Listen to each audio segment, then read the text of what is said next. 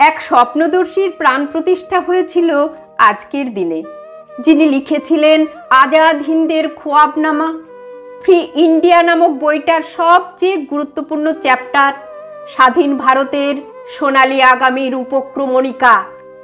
এক শেকল ছেঁড়া ঝড়ের প্রাণ প্রতিষ্ঠা হয়েছিল আজকের দিনে, যাকে বাঁধার বৃথা চেষ্টা করেছে দোর্দণ্ড প্রতাপ ব্রিটিশ সরকার, যার দুর্দান্ত গতির পথ থেকে মৃত্যু সরে দাঁড়িয়ে বলেছে, মানে উনি কোথায় ঠিক জানি না।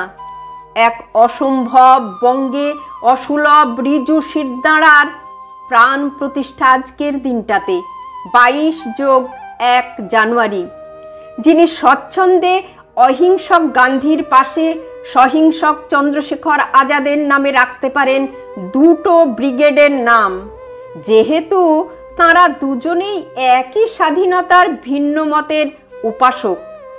যিনি মতান্তরকে শত্রুতা বলে ভুল না করে সুভাষ ব্রিগেডের পাশেই রাখেন নেহেরু ব্রিগেডকে।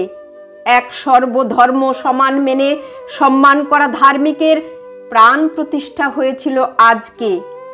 বিবেকানন্দ যাঁর নিত্যপাঠ্য, গীতা যাঁর সর্বত্র সাথী, হিন্দু বনাম মুসলমানের বদলে যার চিরকালের চাহিদা হিন্দু এবং মুসলমান, যার বাহিনীতে কাঁধে কাঁধ মিলিয়ে লড়েছিল হিন্দু, ইসলামী, খ্রিস্টান, শিখ, যাদের সবার লক্ষ্য এক, দেশের স্বাধীনতা।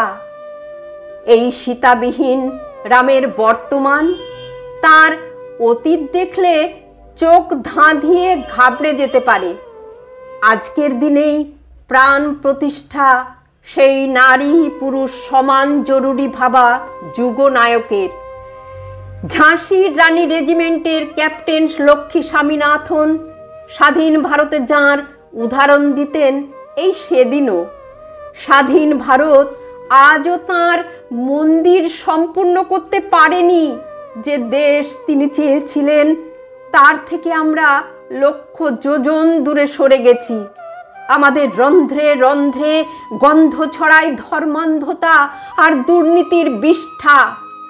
আমাদের কল্পনারও বাইরে সেই সংযম, দৃঢ়তা আর নিষ্ঠা। তবু প্রতি 23শে জানুয়ারি ইতিহাস এসে জানাতে ভোলে না আজ সেই মৃত্যুহীনের প্রাণ প্রতিষ্ঠা।